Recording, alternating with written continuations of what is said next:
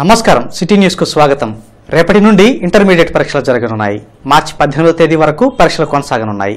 133 పరీక్షా కేంద్రాల్లో జరిగే ఈ పరీక్షలకు మొత్తం 1,11,000 మంది విద్యార్థులు హాజరు కానున్నారు. బుధవారం నుండి జరగనున్న ఇంటర్మీడియట్ పరీక్షలకు పటిష్టమైన ఏర్పాట్లు చేసినట్టు ఆర్ఐఓ రామచంద్రరావు వెల్లడించారు. ఈ మేరకు మంగళవారం ఆయన మీడియాతో మాట్లాడారు. ఈ నెల 27న ప్రారంభమయ్యే ఇంటర్ పరీక్షలు మార్చి 18 వరకు కొనసాగుతాయని చెప్పారు. ప్రథమ, ద్వితీయ సంవత్సరాలు కలిపి మొత్తం 1,11,000 మంది విద్యార్థులు హాజరవుతారని తెలిపారు.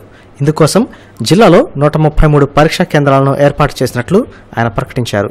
పరీక్షల సమయంలో ఎలాంటి అవాంఛనీయ సంఘటనలు చోటు చేసుకోకుండా పకడ్బందీ ఏర్పాట్లు చేసినట్లు ఆయన పేర్కొన్నారు. అదేవిధంగా ఇంటర్ పరీక్షల సమయంలో మాల్ ప్రాక్టీస్కు పాల్పడితే 4 ఏళ్లు విద్యకు దూరంగా ఉండాల్సి వస్తోందని ఆర్ఐఓ ప్రకటించారు. విద్యార్థులు ఎగ్జామ్ సెంటర్ను సులభంగా తీసుకునేందుకు ప్రత్యేకంగా ఐపీఆర్ యాప్ను అందుబాటులోకి తీసుకొచ్చినట్లు ఆయన వివరించారు. పరీక్షలకి సంబంధించి జిల్లా వ్యాప్తంగా 133 పరీక్షా కేంద్రాలని ఏర్పాటు చేయడం జరిగింది. పరీక్షా కేంద్రాల్లో అన్ని రకాల మౌలిక సదుపాయాలు కల్పించాల్సినటువంటి అవసరాన్ని గురించి చీఫ్ సూపరింటెండెంట్స్కి మరియు డిపార్ట్మెంటల్ ఆఫీసర్స్కి ఇన్స్ట్రక్షన్స్ జారీ చేయటం అనేటటువంటిది జరిగింది. అన్ని పరీక్షా కేంద్రాల్లోనూ కూడా సీసీ కెమెరాల పర్యవేక్షణలో పరీక్షలు నిర్వహణ అనేటటువంటిది జరుగుతున్నది. ఐపీఈ సెంటర్ లొకేటర్ అనేటటువంటి యాప్ని స్టూడెంటు ఆండ్రాయిడ్ ఫోన్లో డౌన్లోడ్ చేసుకొని దాంట్లో పరీక్షా కేంద్రం నంబర్ని ఎంటర్ చేయగానే ఆ పరీక్షా కేంద్రము ఉన్నటువంటి ప్రదేశం నుండి ఎంత దూరంలో ఉన్నది, ఏ రూట్లో వెళ్ళవచ్చు, ఎంత సమయం పడుతుంది అనేటటువంటి వివరాలని తెలియజేస్తుంది. 9 తరువాత ఆలస్యంగా వచ్చినటువంటి విద్యార్థులను పరీక్షా కేంద్రంలోనికి అనుమతించరు కాబట్టి ప్రతి విద్యార్థి కూడా ఈ విషయాన్ని గమనించి ముందస్తుగానే పరీక్షా కేంద్రానికి చేరుకోవాల్సిందిగా అందరికీ తెలియజేస్తున్నాం. ఒకసారి మాల్ ప్రాక్టీస్ కింద బుక్ అయినట్లయితే ఆ విద్యార్థి 1 సంవత్సరం నుంచి 4 సంవత్సరాల పాటు డిబార్ కావడానికి అవకాశం ఉంటుంది. అందువలన ఎట్టి పరిస్థితుల్లోనూ కూడా మాల్ ప్రాక్టీస్కి పాల్పడవద్దు అని చెప్పి విద్యార్థులందరికీ కూడా రిక్వెస్ట్ చేస్తూ టీఆర్ఎస్ వ్యాఖ్యలను నిరసిస్తూ టీడీపీ ఆందోళన చేపట్టింది. ఈ మేరకు లాడ్జీ సెంటర్లో కేటీఆర్ దిష్టిబొమ్మను దగ్ధం చేసి నిరసన వ్యక్తం చేశారు.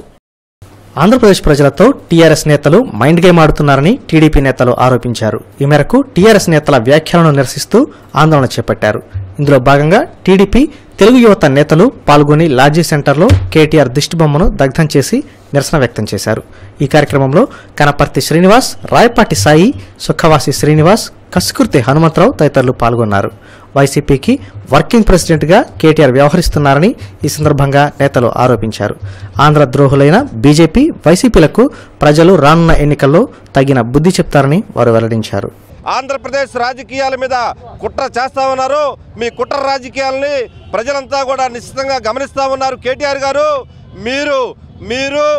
మీరు వైఎస్ జగన్మోహన్ రెడ్డి గారికి అడ్డమైకులాగా ప్రవర్తిస్తా మీరు ఆయన లండన్ వెళ్ళిన టైంలో మీరే వైఎస్ పార్టీకి అధ్యక్షుడిగా మీరు అక్కడ అవి చేస్తాము, ఆంధ్రప్రదేశ్లో ఇవి చేస్తాము, ప్రభుత్వాన్ని కూల్చేస్తాము, ప్రభుత్వాన్ని ప్రజలు కూల్చేయబోతా ఉన్నారు, వైకాపా అధికారంలోకి రాబోతా ఉంది అనేటువంటి ప్రగల్భాలు పలుకుతూ ఉన్నారు. ఆంధ్రప్రదేశ్ ప్రజలు మీ యొక్క స్నేహపూరిత వాతావరణం ఏదైతే ఉందో జగన్మోహన్ రెడ్డి గారికి మీకు అది బట్టబయలు కావాలి. ఆంధ్రప్రదేశ్లో అసమర్థుడైన జగన్మోహన్ రెడ్డి వల్ల చంద్రబాబు నాయుడు దించడం చేతకాని వ్యక్తులందరూ కలిసి ఒక కూటమిలాగా ఏర్పడి భారతీయ జనతా పార్టీ అలానే టీఆర్ఎస్ నేతృత్వంలో తెలంగాణ భవన్లో కూర్చొని ఆంధ్రప్రదేశ్ మీద వ్యూహాలు రచిస్తూ ఉన్నారు. ఖబర్దార్ కేటీఆర్, మేము ఒకటే నీకు హెచ్చరిక చేస్తూ ఉన్నాం. మీ అయ్యే చెప్పాడు 2014లో మేము అక్కడ జగన్మోహన్ రెడ్డి అధికారంలో రాబోతున్నాడని చెప్పాడు. అది జరిగిందా అని అడుగుతున్నాం. ఈరోజు మేము ఒకటే చెప్తున్నాం, ఈరోజు కేసీఆర్ కొడుకు కేటీఆర్ టీఆర్ఎస్ వర్కింగ్ ప్రెసిడెంట్ కాదు, ఆంధ్రప్రదేశ్లో ఉన్న వైసీపీ పార్టీ వర్కింగ్ ప్రెసిడెంట్గా వ్యవహరిస్తున్నారు. ఇది ఎంతో దౌర్భాగ్యకరం అని చెప్పి సందర్భంగా తెలుగు తరపున ఖండిస్తూ ఉన్నాం. జిల్లా కోర్టులో అగ్రిగోల్డ్ డిపాజిట్దారుల వివరాల సేకరణ కార్యక్రమాన్ని AgriGold customers and agents welfare association అధ్యక్షులు ముప్పాళ్ల నాగేశ్వరరావు పరిశీలించారు. మంగళవారం ముప్పాళ్ల నాగేశ్వరరావు సిపిఐ జిల్లా నగర కార్యదర్శులు జంగాల అజయ్ కుమార్, మాల్యాద్రి న్యాయవాదులతో కలిసి జిల్లా న్యాయ సేవాధికార సంస్థ ఆవరణను సందర్శించారు. 10,000 లోపు అగ్రిగోల్డ్ డిపాజిట్దారుల వివరాల సేకరణ ప్రక్రియను పరిశీలించి కోర్టు సిబ్బంది, పోలీసులను అభినందించారు. రోజు నెలవారీ చెల్లింపులు చేసిన వారికి సైతం న్యాయం చేయాలని, మండల కేంద్రాల్లోని వివరాల సేకరణ ప్రక్రియ జరిగేలా సహకరించాలని హైకోర్టుకు విన్నవించినట్లు ముప్పాళ్ల జంగాల వెల్లడించారు. ఆయా మండలాల్లోని 10,000 లోపు ఏకమొత్త డిపాజిట్దారులే కోర్టు శిబిరానికి రావాల్సి ఉంటుందని ముప్పాళ్ల నాగేశ్వరరావు, జంగాల అజయ్ కుమార్ కోరారు. అన్ని రకాల బాధితులకి వారందరి డిపాజిట్లు కూడా డబ్బులు ఇవ్వటం జరుగుతుంది. ప్రస్తుతం ఉన్న కోర్టు ఆర్డర్ మేరకు ఫిక్స్డ్ డిపాజిట్లు ఉన్న వారు మాత్రమే ఇక్కడికి రావాలి. జిల్లా కేంద్రంలోనే కాకుండా అన్ని మండల న్యాయ సేవా సమితుల ద్వారా ఆయా మండలాల్లోనే ఈ ఏర్పాట్లు చేస్తే వారికి వ్యయ ప్రయాసాలు కూడా తగ్గుతాయని హైకోర్టుని అడుగుతున్నాము. 10,000 లోపు బాండ్స్ ఉన్నటువంటి వారికి అనేటప్పటికే రోజువారీ కట్టుకున్నటువంటి వాళ్ళు, నెలవారీలు కట్టుకున్నటువంటి వాళ్ళు తీవ్రమైన భయాందోళనలో ఉన్నారు. వాళ్ళ తరఫున ఈరోజే మేమంతా కూడా కోర్టుకు వెళ్ళి సబ్మిట్ చేయబోతూ ఉన్నాం. వాళ్ళకు కూడా వెసులుబాటు కల్పించమని అడుగుతూ ఉన్నాం. అలాగే కోర్టు వారు కూడా పెద్ద మనసు చేసుకొని ఈ ఇచ్చేటటువంటి వాళ్ళందరికీ 10,000 లోపు ఉన్నటువంటి ఎలా కట్టినా 10,000 లోపు ఉన్న బాండ్స్ కానీ, నెలవారీ కానీ, రోజువారీ కానీ ఎట్లా కట్టినా వాళ్ళందరినీ కూడా కన్సిడర్ చేయమని డిమాండ్ చేస్తూ ఉన్నాం. రాష్ట్ర మహిళా సహకార కార్పొరేషన్ చైర్మన్ టి అనురాధ ఈరోజు జిల్లా మహిళా ప్రాంగణాన్ని సందర్శించారు. టాయిలెట్ వంటి మౌలిక సౌకర్యాల కొరతతో యువతులు, విద్యార్థినులు పడుతున్న అవస్థలు చూసి ముక్కున వేలేసుకున్నారు.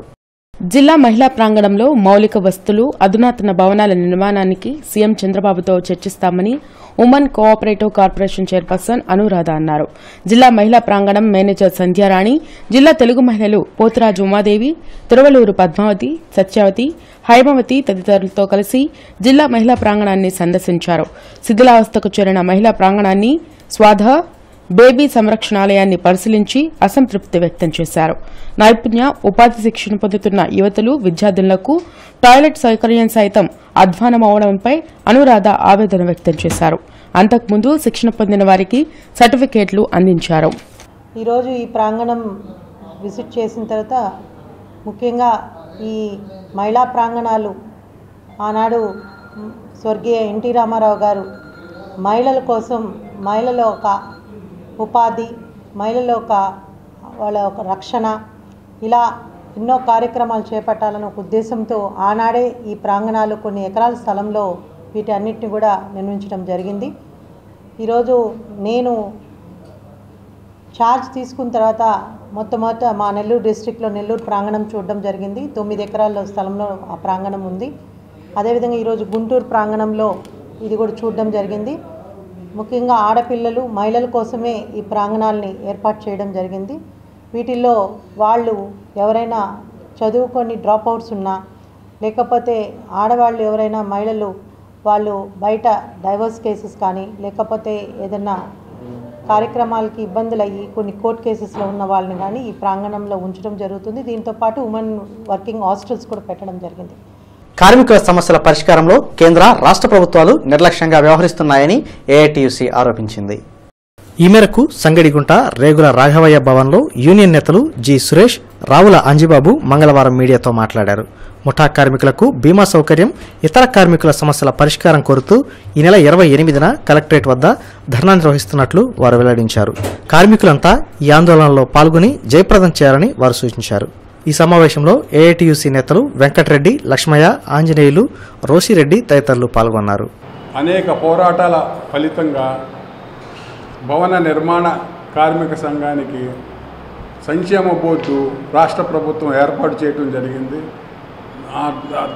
దానిలాగానే మన హమాలి ముఠా కార్మికులకి, ఆటో కార్మికులకి, చిరు వ్యాపారులు, వాళ్ళ వీధి విక్రయదారులకి సంక్షేమ బోర్డు ఏర్పాటు చేయాలని ఏఐటీయూసీ నాయకత్వాన పోరాటాలు నిర్వహిస్తూ ఉన్నాం. అందులో భాగంగా రేపు 28వ తారీఖు జరిగే కలెక్టరేట్ ముట్టడిని కార్మిక వర్గం మొత్తం విజయవంతం చేసి ఈ హక్కుల కోసం, హక్కుల సాధన కోసం జయప్రదం చేయాల్సిందిగా విజ్ఞప్తి చేస్తాం. నగరంలోని పరీక్షా భవన్లో ఈరోజు విద్యార్థులకు వ్యాసరచన పోటీలు జరిగాయి.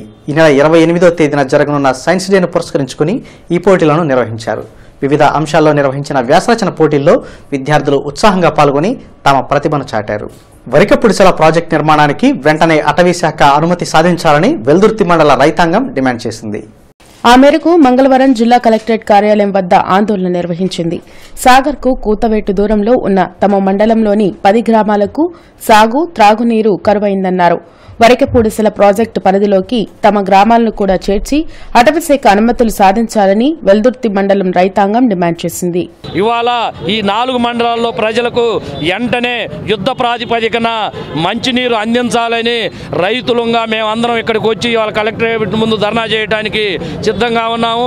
అలాగనే ఇది సాధించుకోవడం కోసం ఎంతవరకైనా పోరాడి ఎంతవరకైనా వెళ్తామని పల్నాడు రైతాంగంగా రైతులుగా మేమందరం ఇవాళ కలెక్టర్ ఆఫీస్కి రావడం జరిగింది. చట్టసభల్లో రిజర్వేషన్లు కోరుతూ ఈ నెల 28న అంబేద్కర్ భవన్లో దివ్యాంగులు రాజ్యాధికార సభ నిర్వహిస్తున్నట్లు దివ్యాంగుల సంక్షేమ సంఘం అధ్యక్షులు జోజిబాబు తెలిపారు.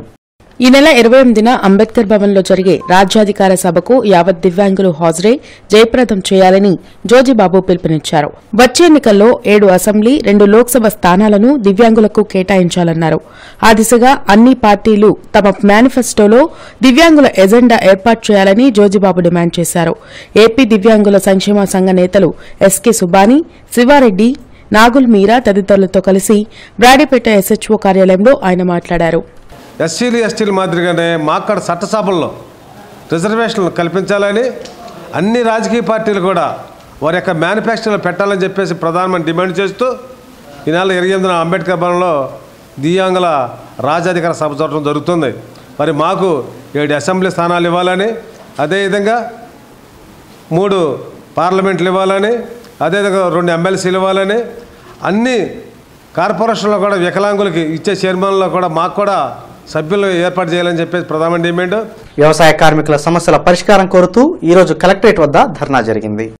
ఏపీ వ్యవసాయ కార్మిక సంఘం ఆధ్వర్యాన జరిగిన ఈ కార్యక్రమంలో జిల్లా రైతు సంఘం అధ్యక్షులు హుస్సేన్, కార్యదర్శి రమేష్, ఏఐటీయూసీ అధ్యక్షులు కాసా రాంబాబు మాట్లాడారు. 65 ఏళ్లు నిండిన వ్యవసాయ కార్మికులకు 5,000 పెన్షన్ అందించాలన్నారు. అలాగే సాగుభూమి, ఇంటి స్థలం అందించి కోనేరు రంగారావు సిఫారసులను అమలు చేయాలని హుస్సేన్ డిమాండ్ చేశారు. వ్యవసాయ కార్మికుల పలు డిమాండ్లు సాధించడం కోసం ఈ ధర్నా జరుగుతుంది. వ్యవసాయ కార్మికులకి 8 సెంట్లు నివేశ స్థలానికి భూమి ఇవ్వాలని చెప్పని, 2 సెంట్లు సాగు భూమి ఇవ్వాలని చెప్పని, ఉపాధి హామీ పని కింద సంవత్సరానికి 200 రోజులు పని దినాలు కల్పిస్తూ 500 కూలి ఇవ్వాలని చెప్పని, అదేవిధంగా కోనేరు రంగారావు గారి కమిషన్ను సిఫారసుని అమలు చేయాలని చెప్పని అనేక డిమాండ్ల కోసం మేము ఈనాడు ధర్నా కార్యక్రమం జరుగుతుంది. ఎన్టీఆర్ కాంప్లెక్స్లోని చక్రపాణి దంత వైద్యశాలలో నూతనంగా ఎంప్లాయీస్ హెల్త్ స్కీమ్ అందుబాటులోకి వచ్చింది. ఈ మేరకు చక్రపాణి డెంటల్ హెల్త్ కేర్లో నూతనంగా ఏర్పాటు చేసిన ఈహెచ్ఎస్ సౌకర్యాన్ని ఎంపీ రాయపాటి సాంబశివరావు ముఖ్య అతిథిగా హాజరై ప్రారంభించారు. ఆధునిక సమాజంలో ఆహార నియమాలు పాటించని కారణంగా అనేక మంది దంత సమస్యలతో బాధపడుతున్నారని పలువురు ప్రముఖులు తెలిపారు. ఈ మేరకు నగరంలోని ఎన్టీఆర్ కాంప్లెక్స్ లో ఉన్న చక్రపాణి దంత వైద్యశాలలో నూతనంగా ఎంప్లాయీస్ హెల్త్ స్కీమ్ అందుబాటులోకి వచ్చింది. ఇందులో భాగంగా చక్రపాణి డెంటల్ హాస్పిటల్లో నూతనంగా ఏర్పాటు చేసిన ఈహెచ్ఎస్ సౌకర్యాన్ని ఎంపీ రాయపాటి సాంబశివరావు ముఖ్య అతిథిగా హాజరై ప్రారంభించారు. కార్యక్రమంలో డాక్టర్ స్వర్ణ చక్రపాణి, డాక్టర్ లక్ష్మీ వాసవి, అసిస్టెంట్ డాక్టర్లు పాల్గొన్నారు. 2002లో ప్రారంభించిన చక్రపాణి దంత వైద్యశాలలో లక్షలాది మందికి దంత వైద్య సేవలు అందించడం ఆనందంగా ఉందని ఈ సందర్భంగా రాయపాటి సాంబశివరావు, డాక్టర్ స్వర్ణ చక్రపాణి తెలిపారు. మారుతున్న కాలానికి అనుగుణంగా ఓపీజీ, ఎక్స్రే సౌకర్యాలతో ఆధునిక పద్ధతులతో డెంటల్ ట్రీట్మెంట్ అందుబాటులోకి తీసుకురావడం సంతోషకరమైన అంశమని చెప్పారు. అదేవిధంగా చక్రపాణి దంత వైద్యశాలలో నూతనంగా ఎంప్లాయీస్ హెల్త్ స్కీమ్ అందుబాటులోకి తీసుకుని రావడం గర్వంగా ఉందని వారు వెల్లడించారు. ఈ అవకాశాన్ని అన్ని విభాగాల ప్రభుత్వ ఉద్యోగులు, పెన్షనర్లు సద్వినియోగం చేసుకోవాలని అతిథులు సూచించారు.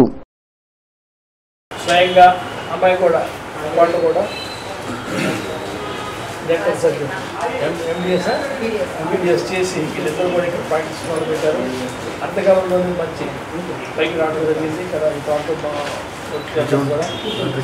మొదలుపెట్టారు. కొత్తగా వాళ్ళకి ఎంప్లాయీస్ హెల్త్ స్కీమ్ అని ఉంది, ఎంప్లాయీ హెల్త్ స్కీమ్ అని. దాన్ని ఇవాళ మన రాష్ట్ర ప్రభుత్వం వాళ్ళు కొత్తగా వాళ్ళు యాక్సెప్ట్ చేశారు. దాన్ని ఈరోజు అఫీషియల్గా ప్రారంభోత్సవం చేస్తారు. ప్రతి వ్యక్తికి కూడా ఎంప్లాయీస్ వాళ్ళందరూ కూడా రాష్ట్ర ప్రభుత్వం నుంచి ఫండ్స్ వస్తాడు మనం చేసుకుంటాం. లేటెస్ట్ ఎక్విప్మెంట్ ఎక్స్రే చూపించారు. మనం అక్కడ నిలబడితే మన పళ్ళు మొత్తం కూడా అంత అందులో వచ్చేస్తాయి. కాబట్టి అది కూడా మంచి లేటెస్ట్ టెక్నాలజీ పెట్టారు కదా. 2002 డిసెంబర్ 22న చక్రపాణి దంత వైద్యశాల ఎన్టీఆర్ స్టేడియం కాంప్లెక్స్లో గల ఫస్ట్ ఫ్లోర్లో ప్రారంభించినాము. గత 17 సంవత్సరాలుగా ఈ వైద్య సేవలు దంత వైద్య సేవలు అందిస్తున్నాము నగరంలోని ప్రజలకు.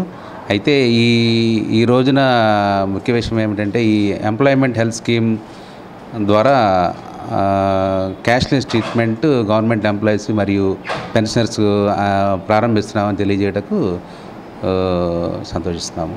అలాగే వైద్యం సత్వరంగా చేయుటకు మా హాస్పిటల్లో ఓపీజీ ఎక్స్రే సదుపాయం కూడా కలదు. తద్వారా తొందరగా వైద్యం తొందరగా పొందగలరు. ఇవి ఇప్పటివరకు ఉన్న అప్డేట్స్. మరిన్ని అప్డేట్స్తో మళ్ళీ కలుద్దాం. నమస్కారం.